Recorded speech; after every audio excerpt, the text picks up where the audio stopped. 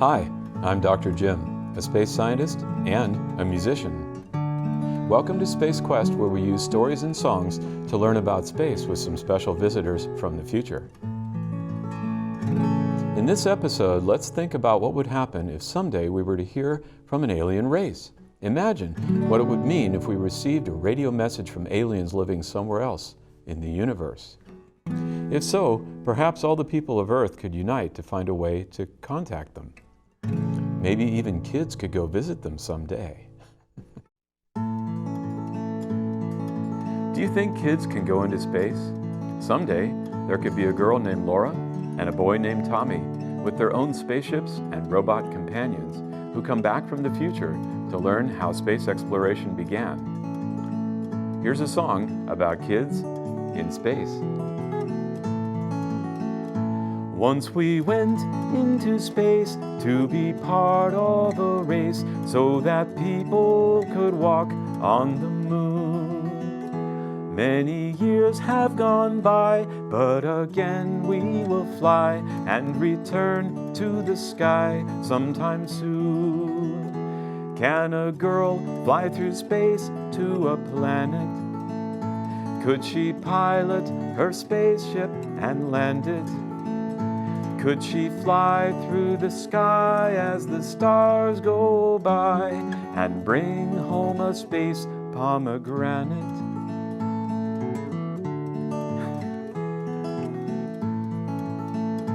Many robots have flown to the greatest unknown and explored all the worlds of our sun. They have learned many things and gone through Saturn's rings, but there's so much that they haven't done.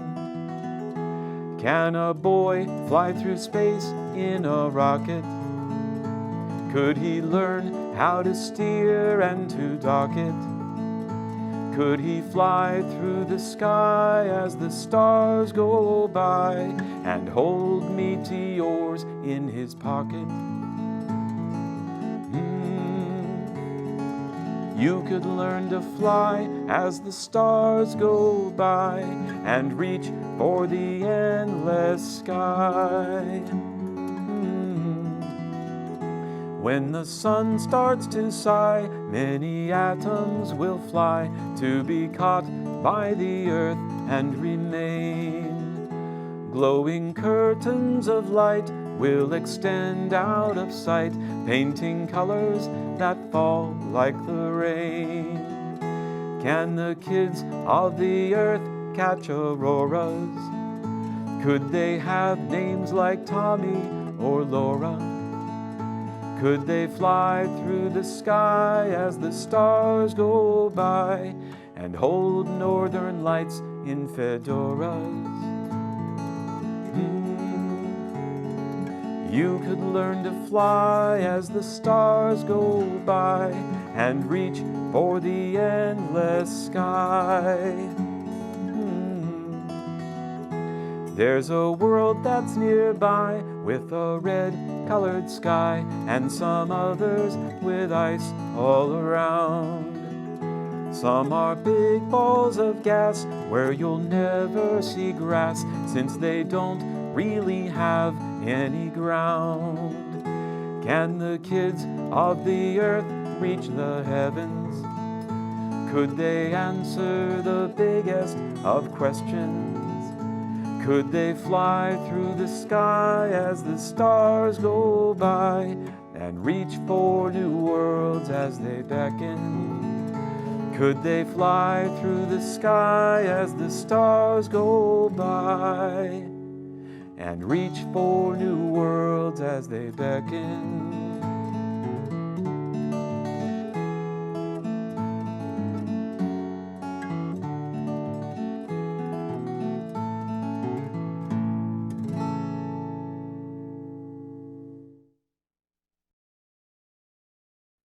Let's see if we can learn anything more about radio messages from aliens with our time-traveling friends from the future.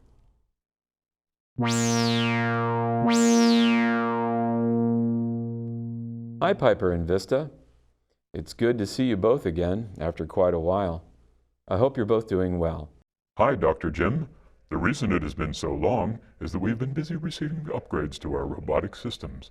We have some new capabilities to tell you about, but we are still interested to hear about the history of early space exploration. It is very nice to see you again as well, Dr. Jim. Piper is correct that we have been modified with several improvements to help with Tommy and Laura on their adventures. That's intriguing information, and it explains why you've both been away for a while. What sort of improvements and upgrades have they given you? We can now communicate with Tommy and Laura in the future using our new time texts. This way we can remain in contact with Tommy and Laura even though we have come back in time to see you, Dr. Jim. We make the time text work by leaving a wide range of probability streams behind us as we travel through anti-space. Oh, that's right. You've told me before about traveling through anti-space by turning your whole spaceship into antimatter. What does this have to do with probability streams? Can you send information through anti-space and time using quantum probabilities? Yes, it is possible to send information through time in this way, Dr. Jim. As for the spaceship itself, we wait in anti-space for the galaxy to rotate backwards in time, so that nothing exceeds the speed of light in normal space or anti-space. By combining this motion with the probability streams, we can communicate through time with Tommy and Laura. That's so fascinating. Could we try using a time text right now? Piper and Vista, could you ask Tommy and Laura through time texting how they each got started on their adventures? Incoming time text from Tommy. I was recruited at a very early age by the director of the Mars Museum, Dr. Hans von Bodenheimer, who needed people for a special mission to reach the stars. He found me when I was a young boy on Mars studying science at my father's rocket fuel plant. Tommy, over. Thanks for relaying Tommy's time text, Piper. Vista, how did Laura get started? Incoming time text from Laura. Just like Tommy, I was also recruited by Dr. von Bodenheimer when I was very young. I studied astronomy and space navigation at my parents' astronomy station near Venus. When I scored very well in the online classes, I was asked to work for the Mars Museum, just like Tommy. Laura, over. So that's how it began for both of you. Dr. von Bodenheimer was looking for young people with skills in math and science. But why was he looking for them in the first place? Maybe it has something to do with the rolling rocket, Dr. Jim. Yes, that is correct, Conductor Arthur. The people of Earth needed to build special spaceships like the rolling rocket that could travel through both time and space. No one knew how to do this, so Dr. von Bodenheimer needed to encourage a fresh approach from young minds to create the new technology. But why did people need to be able to travel through both time and space? Because of the voices from the sky, Dr. Jim. The Mars Museum built a large radio antenna on top of Olympus Mons on Mars, and it received a signal from an alien world. Well, now, isn't this an interesting development? So you're saying that there's other intelligent life out in space, Piper? I thought both you and Vista couldn't tell me anything important about the future, or else you might accidentally change it. There is no danger in telling you this, Dr. Jim. Now that we know how to use probability streams for time texting, we can make sure not to disturb our own future. However, you should understand that this particular future is only one among many possibilities. Okay, Vista, I think I see now. Still, it's very exciting to learn about at least the possibility that aliens actually exist, even if you're only talking about your own future. I suppose that reality is just the sum of all possible paths the universe can take, just like in quantum mechanics. Dr. Jim, do you know why they put a big radio dish antenna into a giant dishwasher? No, Piper. Why did they put the big radio dish antenna into a giant dishwasher? So they could get a clean signal. Ha ha ha ha. That does not compute, Piper. He's done it again. Yes, indeed he has. When Dr. von Bodenheimer recruited Tommy and Laura, how did he find them in the first place? out of all the billions of people living on Earth and the solar system colonies. He decided to hold a robotics competition on Earth where Tommy and Laura met each other. For the contest, Tommy had reprogrammed me to be his companion for space exploration, and he also gave me a sense of humor. Your sense of humor is open to debate, Piper. Laura programmed me as well for space exploration and navigation. She and Tommy competed in a race to navigate among the planets, which was also set up by Dr. von Bodenheimer as a test to find youngsters with the right skills to reach the stars. It appears that Laura also programmed you to sing, Vista. Dr. von Bodenheimer must have found what he wanted in Tommy and Laura, since they ended up building a ship to investigate the alien radio signal. On that note, I think it's time for a song about voices from the sky.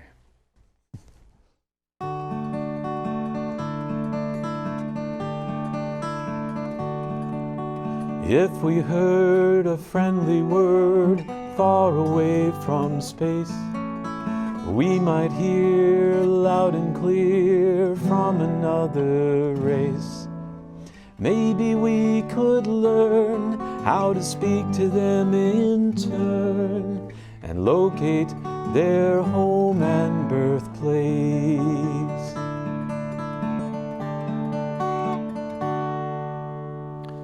If we ever do hear a message from an alien race, it would probably be difficult to interpret it so that we could respond.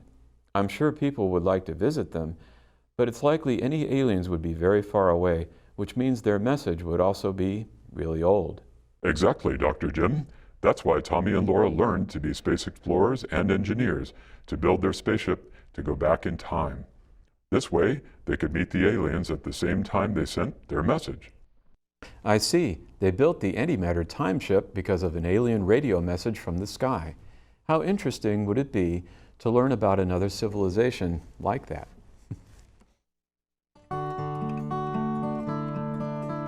Could it be that we'll see how they like to live? Will we find that they're kind? Could they want to give? Maybe we could build an agreement of goodwill and find that we're all relatives.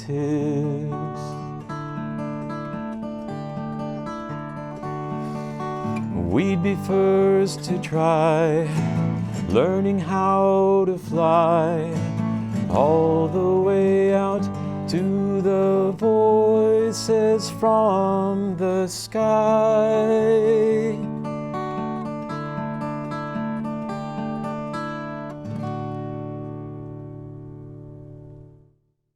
Is this when they built the rolling rocket? Yes, that is correct, Conductor Arthur. Tommy and Laura worked very hard to combine everything they knew to build a spaceship for the two of them to reach a star where the alien signal originated. And here's how they did it, one step at a time. Tommy knew what to do. Laura made a plan. They would draft a mighty craft built to fly and land. It would go so far out to find the friendly star and make a great leap for all man.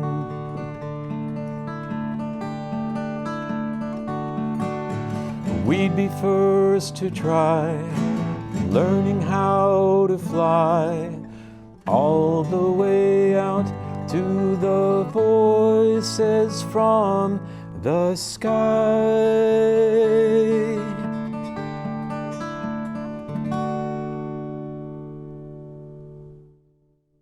One must be very careful when learning how to fly an antimatter spaceship. The matter and antimatter must never be allowed to come into direct contact. Yes, and I suppose this is why Tommy and Laura had to plan their trip very carefully. It would be especially important to keep the ship in anti-space during the entire journey. They had to take everything they would need for such a long trip away from the Earth, which required a lot of room in the spaceship. And everything they brought along would be very precious as well on such a long journey. If we were travelers to another star, we would be quick to see on a trip so far. Everything on earth would be doubled in its worth, but home is the place where we are. We'd be first to try, learning how to fly, all the way out to the voices from the sky.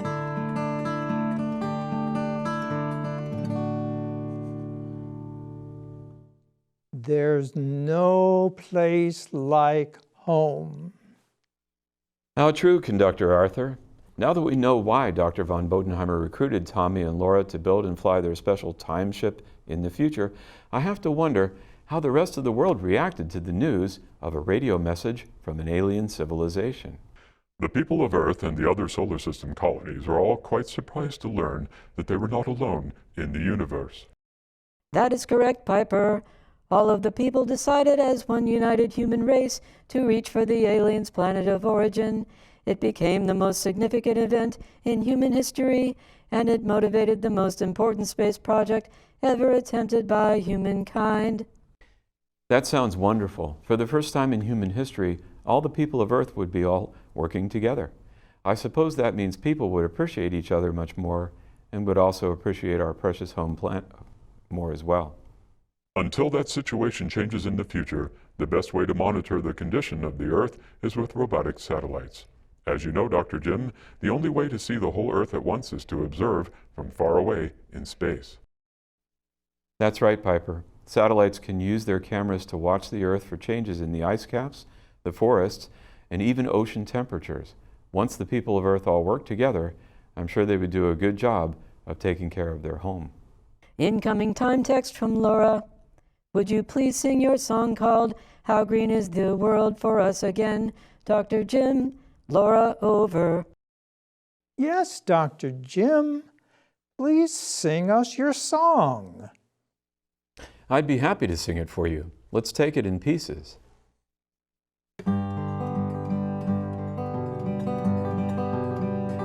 When we want to know how big the deserts are, and we need to see the jungles from afar, the satellites can see the world and all that's green from far above the land and air and sea.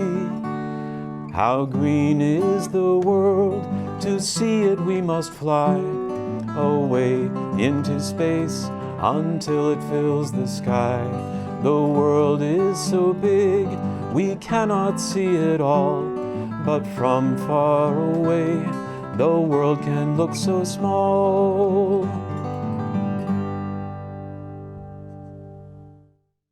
As I was saying, to see the whole Earth is just a matter of perspective. Ha ha ha ha. That actually does compute this time, Piper. Yes, it really does compute. Sometimes, though, things can go wrong with satellites when they are in orbit. Once a satellite flew high across the pole. It was looking for a growing ozone hole. But something had gone wrong. Its camera took too long, and soon the pictures didn't come at all. How green is the world, to see it we must fly away into space until it fills the sky. The world is so big we cannot see it all, but from far away the world can look so small. Sometimes satellites have problems and they need to be fixed. In this case, the camera stopped working, so it couldn't send any more pictures of the Earth. This was one of the first space missions that Tommy and Laura did together when they went up to fix the faulty camera on the satellite. Please tell us the story of how they did a repair in space, Dr. Jim. Okay, here's what happened next. Laura flew her ship to start a rendezvous. Tommy's rocket brought along a load of tools. Together they would share the satellite repair to help it do its job above the air. How green is the world, to see it we must fly away into space until it fills the sky. The world is so big we cannot see it all, but from far away the world can look so small. After Tommy and Laura fixed the satellite, it could take lots of interesting pictures of the Earth again. Now, let's hear the rest of the story. Once the kids were done, the satellite could see all the algae that was living in the sea, the hurricanes that blow, and all the Arctic snow, and everything about the Earth we know. How green is the world, to see it we must fly away into space until it fills the sky. The world is so big we cannot see it all, but from far away the world can look so small.